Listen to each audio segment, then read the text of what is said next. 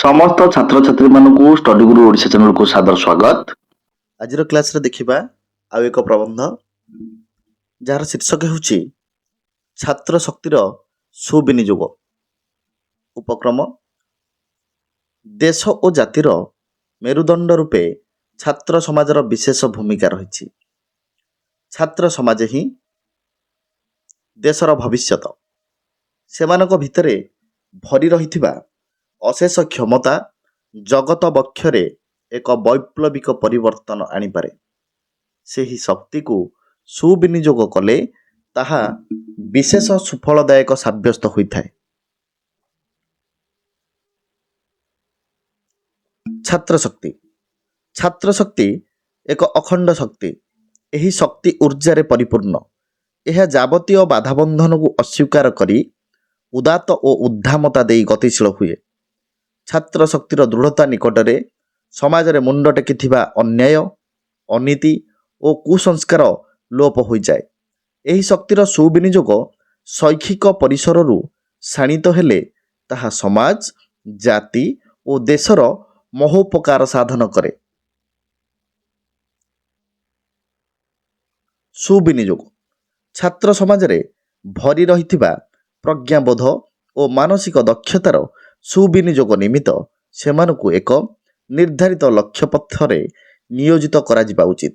ସେମାନଙ୍କର ଅଭିଳଷିତ ସ୍ୱପ୍ନକୁ ସାକାର କରିବା ପାଇଁ ସମୟାନୁବର୍ତ୍ତିତା, ବ୍ୟକ୍ତିତ୍ୱର ବିକାଶ, ଶୈକ୍ଷିକ ସୁସ୍ଥତା, ସ୍ୱାଧୀନ ଦାୟିତ୍ୱବୋଧ, ସମ୍ମାନ ଓ ଶୃଙ୍ଖଳା ଜ୍ଞାନ, ନମ୍ରତା, ସରଳତା ଇତ୍ୟାଦି କ୍ଷେତ୍ରରେ ସୁବିନିଯୋଗ କରାଯିବା ନିହାତି ଆବଶ୍ୟକ।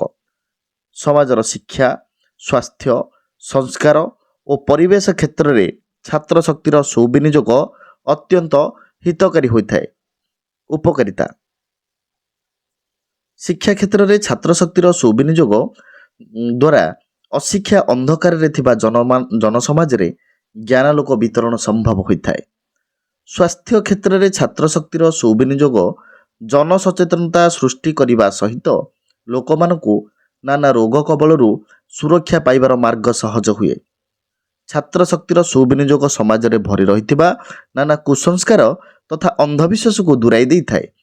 ସ୍ପୃଶ୍ୟ, ଅସ୍ପୃଶ୍ୟ, ଭେଦଭାବ ଓ ଉଚ୍ଚନୀଚ ଭାବନା ଠାରୁ ଦୂରେଇ ରହିବା ଭଳି ସଚେତନତା ଛାତ୍ର ଶକ୍ତି ଦ୍ୱାରା ସମ୍ଭବ ହୁଏ।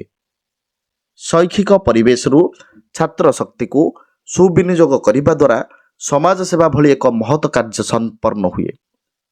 ବନ୍ୟା, ବାତ୍ୟା ଓ ମରୁଡ଼ି ଆଦି ପ୍ରାକୃତିକ ବିପର୍ଯ୍ୟୟ ସମୟରେ ଛାତ୍ର ଶକ୍ତିର ସୁବିନିଯୋଗ ଅତୁଳନୀୟ ସଫଳତା ଆଣେ। ଉପସଂହାର ଛାତ୍ର ଶକ୍ତି ଏକ ଅସୀମ ଶକ୍ତି।